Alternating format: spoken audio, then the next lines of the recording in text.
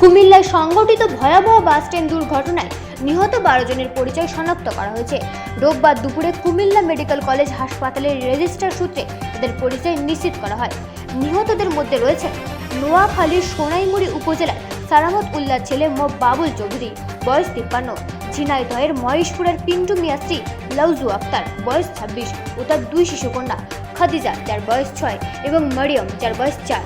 চুরাডাঙ্গার জীবননগরের বিল্লাহ হোসেনের ছেলে সোহেল রানা, বয়স 46, যশোরের চৌগাছার ফকিরচাঁদ বিশ্বাসের ছেলে সিরাজুল ইসলাম, বয়স 62 ও তার স্ত্রী কৈনুর বেগম, বয়স 55। নোয়াখালীর সুধারাম এলাকার মোহাম্মদ সেলিমের ছেলে নজরুল ইসলাম রাহান, বয়স 33। লক্ষ্মীপুর সদরের সিরাজ উদ্দৌলার মেয়ে সায়েদা, বয়স 9।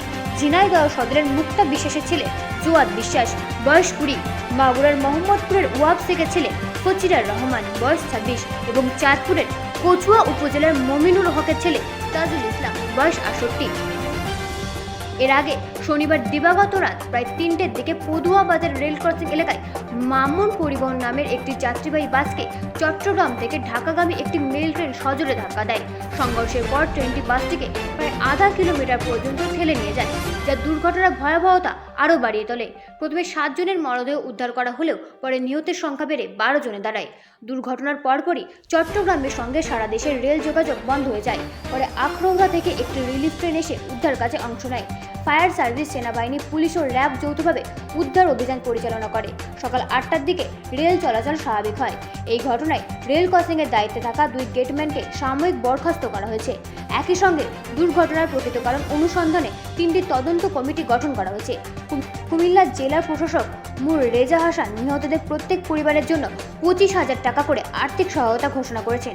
এই মর্মান্তিক দুর্ঘটনায় নিহতদের পরিবারে নেমে এসেছে শোকের মামুদ। একসঙ্গে এতগুলো প্রাণহানি আবারও দেশের রেল ক্রসিং নিরাপত্তা ব্যবস্থাকে দুর্বলভাবে সামনে এনে দিয়েছে। রিপোর্ট রাতি নিউজ নেটওয়ার্ক।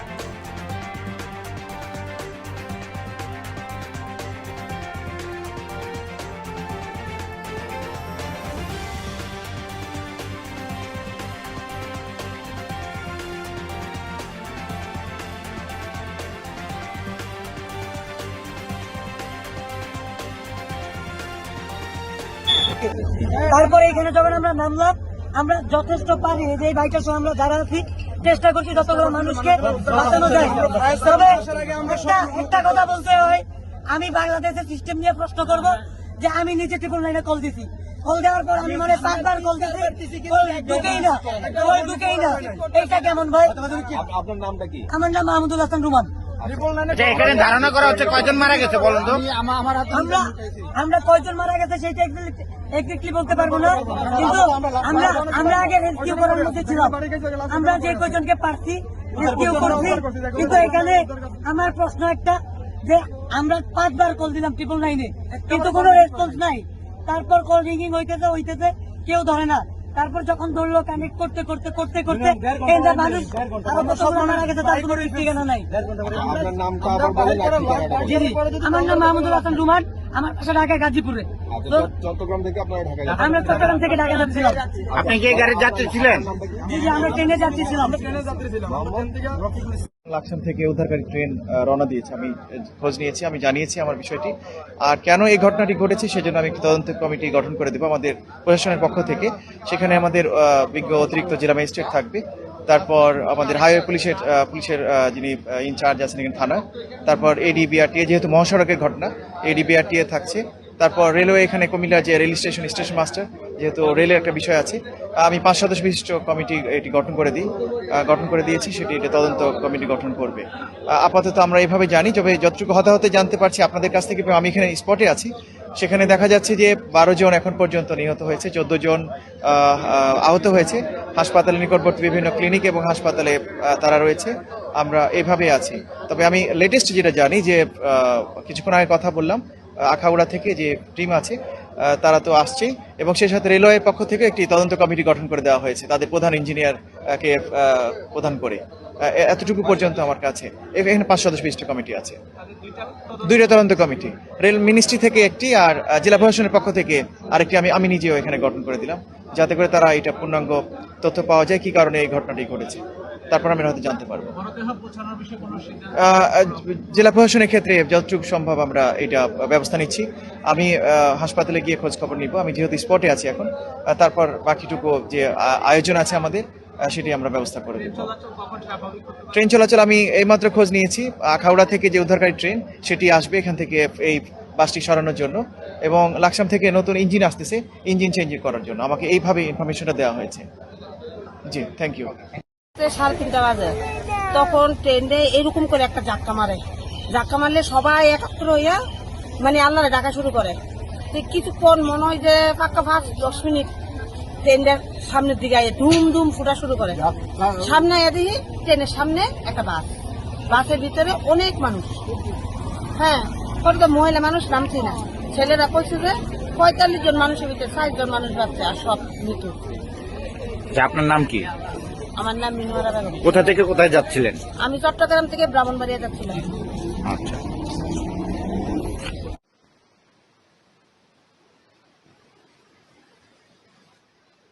একদম চূর্ণ বিচূর্ণ অবস্থা, মানে মারাত্মক অবস্থা যেটা। আর মানে সমানে বাসের ভিতর থেকে ব্লাড বের হইতেছে। একটা মহিলা এখানে দরজার সামনে পড়েছিল, তারপর আরো কিছু মহিলা ছিল। আমরা যেটা দরজা এখানে জানালা ছিল উপরে গ্লাস, সেটা ভেঙে ভিতরে ঢুকলাম। ঢুকে আমরা ট্রাই করছি যতজনকে পারি আমরা রেস্কিউ করতে, আমরা নিচেও নামাইছি।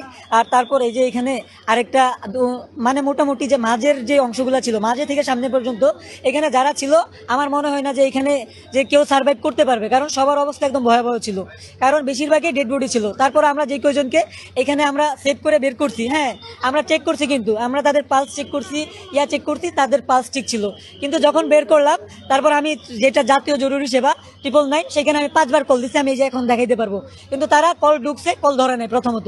দ্বিতীয়ত কল ঢুকছে, ঢুকার পর কি করছে, কোথায় ঘটছে ঘটনা, কিভাবে ঘটছে, কখন ঘটছে, বিস্তারিত তারা। আমি বলতেছি এখানে মানুষ মারা যাইতেছে, আপনারা অ্যাম্বুলেন্স পাঠান, অথবা থানায় কানেক্ট করেন, অথবা ফায়ার সার্ভিসে কানেক্ট করেন। তাদের এটা নিয়ে মাথা ব্যথা নাই, কোথায় কি হইলো না হইলো বিস্তারিত জানা প্রথমত।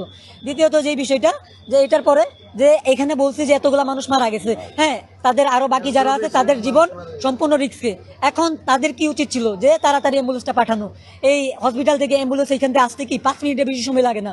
আর এটা এখন এই যে ইয়াতে পুরা রাস্তা ফাঁকা, শহর ফাঁকা, কোনো জাম নাই, তাইলে এখানে 5 মিনিটের বেশি কি জন্য লাগছে, যে অ্যাম্বুলেন্সটা 30 মিনিট গেল, 45 মিনিট গেল, 1 ঘন্টাতেও আসলো না। এখানে আমরা রাস্তাতে পর্যন্ত গাড়ি দাঁড় করাইছি যাতে এই মানুষগুলো নিয়ে চলে যাওয়া যায়। একটা আঙ্কেল যাকে আমি নিজে হসপিটালে পর্যন্ত নিয়ে গেলাম, নিয়ে যাওয়ার পর ওই যে ওনাকে মৃত ঘোষণা করা হয়েছে। তাইলে যে এখানে যদি আমি নিজে পালস চেক করছি, উনি জীবিত ছিল, তাইলে আর 20টা মিনিট আগে যদি অ্যাম্বুলেন্সটা আসতো, তাইলে কি উনি জীবিত থাকতো না? এখন আমি আপনি সাধারণ মানুষ, আমরা যদি মরার পরে যদি অ্যাম্বুলেন্স আসে, তাহলে এই অ্যাম্বুলেন্স দিয়ে আমরা আলটিমেটলি কি করব? তাহলে আমাদের জীবনের কি কোনো দাম নাই? দুর্ঘটনার কারণ নিয়ে যদি আমি স্পেসিফিকলি বলি, এখানে একদম পয়েন্ট টু পয়েন্ট, যে একটা ট্রেন, যে হ্যাঁ ট্রেন কোথায় দিয়ে যায়, ট্রেনের ট্র্যাক দিয়ে যায়, ঠিক না? আর এই যে এটা হলো একটা বিশ্ব রুট, তো একটা বিশ্ব রুটের মধ্যে এখান দিয়ে একটা ট্রেন ট্র্যাকের উপর দিয়ে একটা বাস অতিক্রম করবে, এটা স্বাভাবিক। এখন এখানে একটা আছে, হ্যাঁ যে গেটম্যান আছে, যে কিনা গেটটা বন্ধ করে রাখবে যখন ট্রেন আসবে। তাইলে যদি সে গেটটা বন্ধ করে রাখে, তাইলে এখানে ট্রেনটা কি উড়ে উড়ে আসছে প্রথমত, এই পয়েন্ট।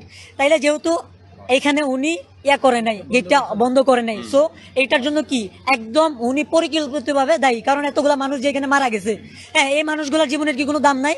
এখন উনি ঘুমাইলো, করলো, ওনার দায়িত্ব অবহেলা করলো আলটিমেটলি। তাইলে আমরা আমাদের জীবনগুলো যদি এভাবে চলে যায়, একটা মায়ের যদি বুক খালি হয়ে যায়, তাইলে আপনারা এটার দায় ভার কে নিবে বলেন?